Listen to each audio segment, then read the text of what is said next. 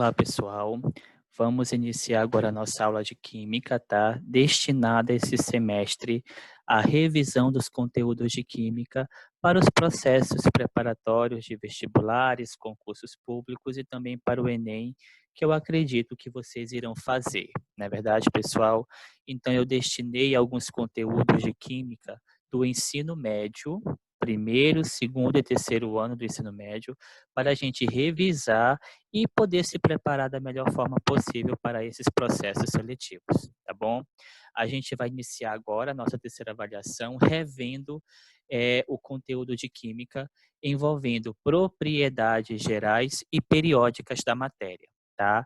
E esta primeira aula de hoje é destinada a nós revermos e estudarmos um pouco sobre os principais modelos atômicos criados, tá bom, pessoal?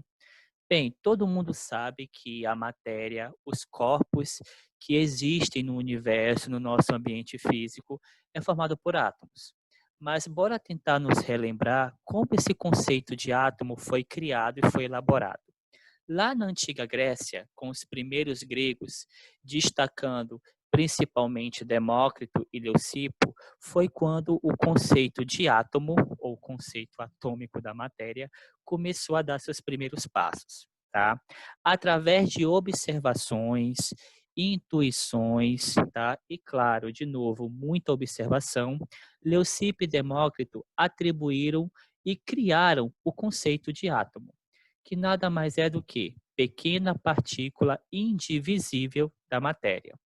O próprio nome átomo, que do grego significa partícula indivisível, já se dá sua própria explicação pelo nome, tá? Para Leucipo e Demócrito, toda matéria, todo corpo, objeto, seja animado ou inanimado, animais, vegetais, tudo que existia na natureza era composto por átomos, tá? Que eram pedaços pequenos dessa constituição que não poderiam ser mais divisíveis, já que os corpos macroscópicos em grande escala poderiam passar por processo de divisão, tá? Essa teoria atômica sobre o conceito de átomo criado pelos gregos Demócrito e Leucipo é uma teoria atômica não científica, porque ela não foi criada embasada pela experimentação e pelo conceito científico. Foi uma teoria baseada apenas pela intuição e lógica, até porque a filosofia naquela época era baseada e fundada na observação dos fenômenos naturais. Então, se observava os fenômenos naturais existentes e tentava-se criar uma explicação o mais racional possível para tais fenômenos, tá bom?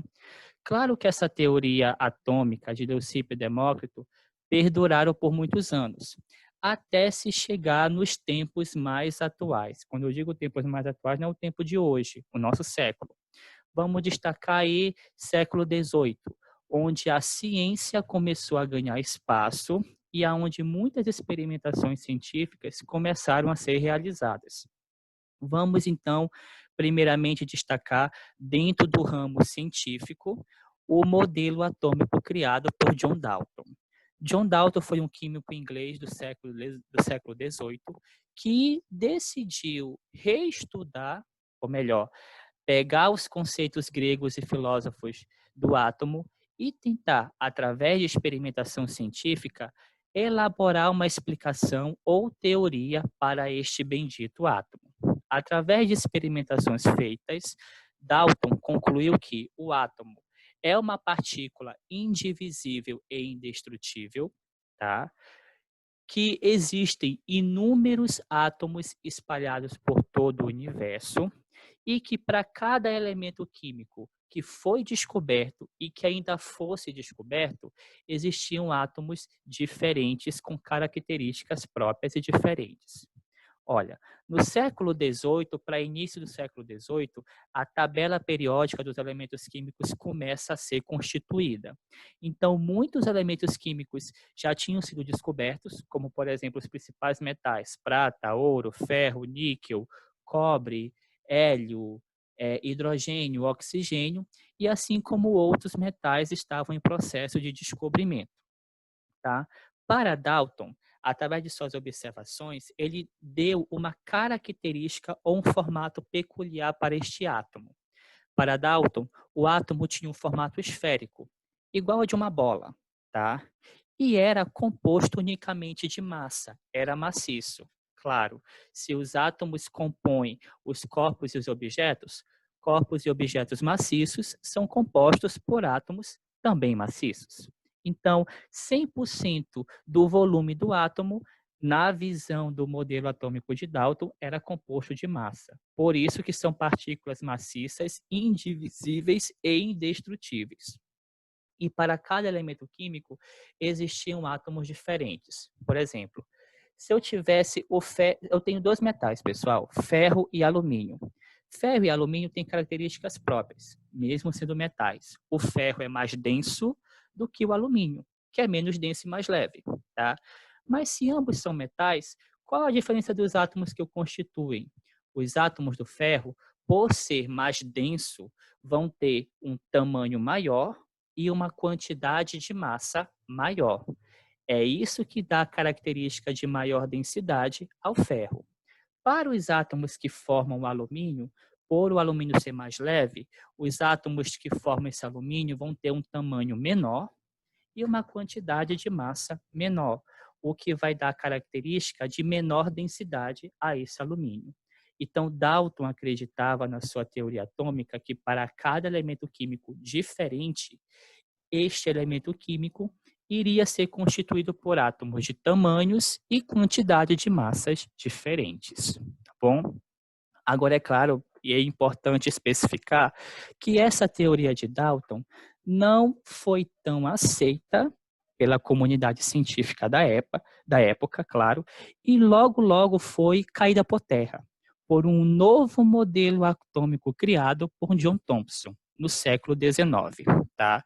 No século XIX, ou melhor, início do século XIX, tem-se muito o crescimento de estudos voltados para a radioatividade, ou energia radioativa emitida por certos elementos químicos ou metais radioativos. Nessa época já se sabia que a própria radiação ou energia radioativa era formada por átomos que se desprendiam, tá, de certos materiais que emitiam energia. Claro que hoje nós sabemos que a radioatividade é completamente diferente desse conceito, mas se acreditava-se naquela época que era composta por partículas atômicas de grande energia, né? Foi através dos estudos voltados para a radioatividade e usando um experimento que ficou conhecido como tubo de raios catódicos que Thomson ele elaborou um novo modelo para o átomo, gerando e criando uma nova imagem holográfica para este átomo, tá? Segundo Thomson, através de suas experimentações, ele percebeu que o átomo não era 100% maciço e indivisível, como falava Dalton. O átomo ele poderia ser dividido, sim, em duas regiões ou partes distintas. Uma região ou parte que possuía uma carga positiva e uma região ou parte que possuía uma carga negativa. A essa região do átomo que possui uma carga positiva, Thomson atribuiu a sua massa.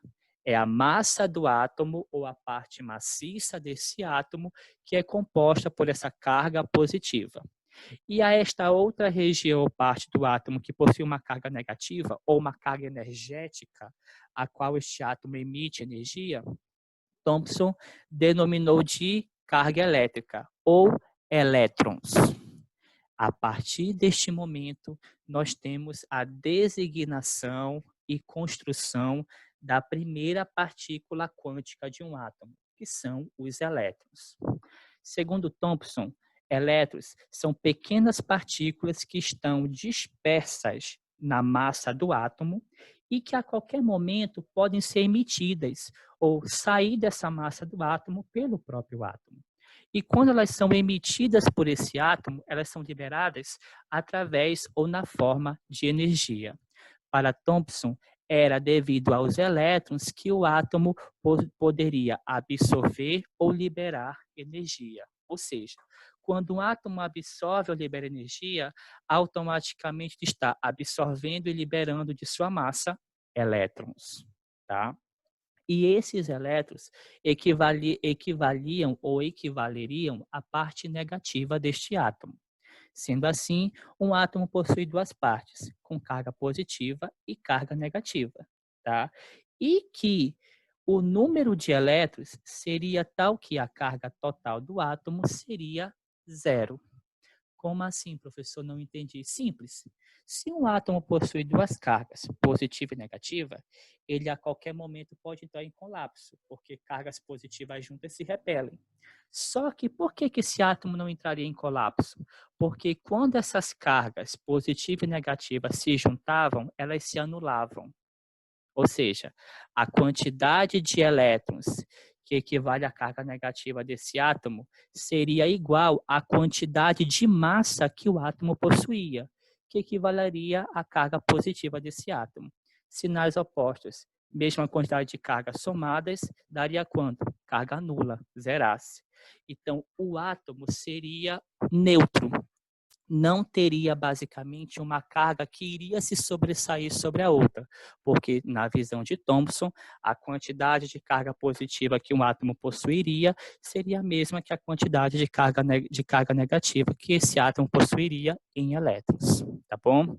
E claro, para cada modelo atômico foi se criada uma denominação popular. Para o modelo atômico de Dalton foi designado como popularmente modelo atômico da bola de bilhar, pelo seu átomo se parecer uma bola de bilhar, uma esfera redonda e maciça.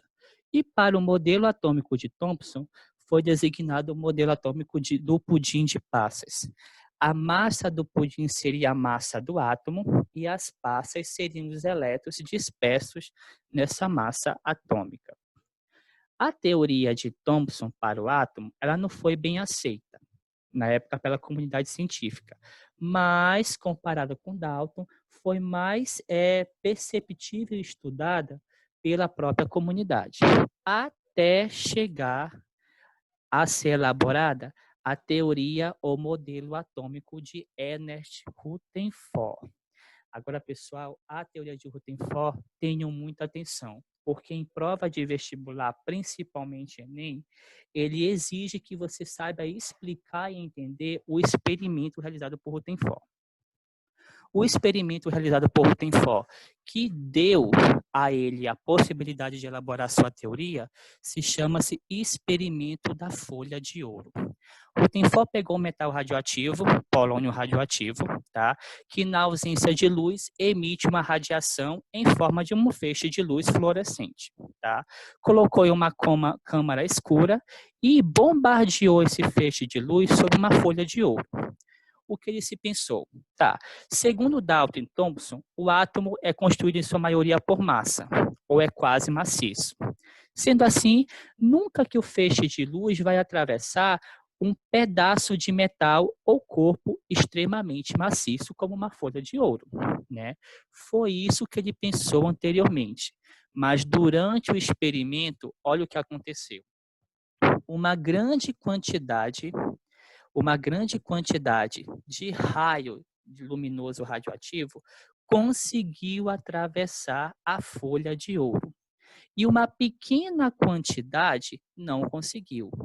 Esta pequena quantidade, ela foi refletida, bateu na folha e foi refletida, e uma outra pequena quantidade que também conseguiu atravessar, sofreu desvio. O que foi que Rutherford pensou? Se o átomo fosse somente massa, ou fosse em sua maioria maciço, nunca que esse feixe de luz iria atravessar uma folha de ouro maciça. Então, foi através desse experimento que Rutherford elaborou o seu modelo atômico. Segundo o modelo atômico de Rutherford, o átomo ele possui duas regiões. Uma região que é a maior região de todas, completamente imensa, chamada de eletrosfera. Esta região é completamente vazia, tá? Não possui massa. por onde os outros átomos, ou por onde a maior parte da radiação luminosa atravessou a folha de ouro. E uma segunda região completamente mínima, muito pequena, quase desprezível, localizada na sua região central, a qual ele chamou de núcleo. Tá? Como o Thomson descobriu a origem dos elétrons, e os elétrons são do átomo a partícula que faz com que esse átomo gere energia, então, segundo a lei da física, toda partícula para gerar energia tem que estar em movimento. Sendo assim, os elétrons precisam também estar em movimento. Então, Rutherford atribuiu ao seu átomo essa movimentação dos elétrons.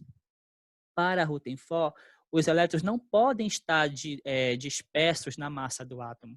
Eles têm que estar em movimento. Aonde? Na região vazia do átomo, a qual ele chamou de eletrosfera. Tá? Então, o átomo possui duas regiões segundo o modelo atômico de Rutherford. A eletrosfera, que é a região vazia desse átomo por onde os elétrons se movimentam, e a região central, a qual Rutherford chamou de núcleo, aonde é composto toda ou a maior ou 99,9% da massa desse átomo. Como o átomo de Rutherford possui uma imagem, uma cara muito específica, a esse modelo foi denominado de modelo planetário, por assimilar ou parecer ao modelo de um sistema solar. Bem, o modelo de Rutherford é o que mais se aproxima às características e visão do átomo que nós temos no dia de hoje.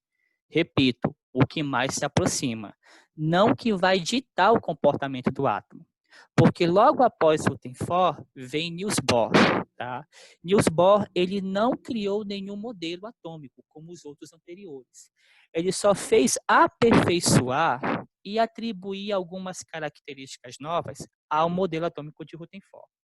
Para Bohr, o átomo também possuía duas regiões, como descrevia Rutherford.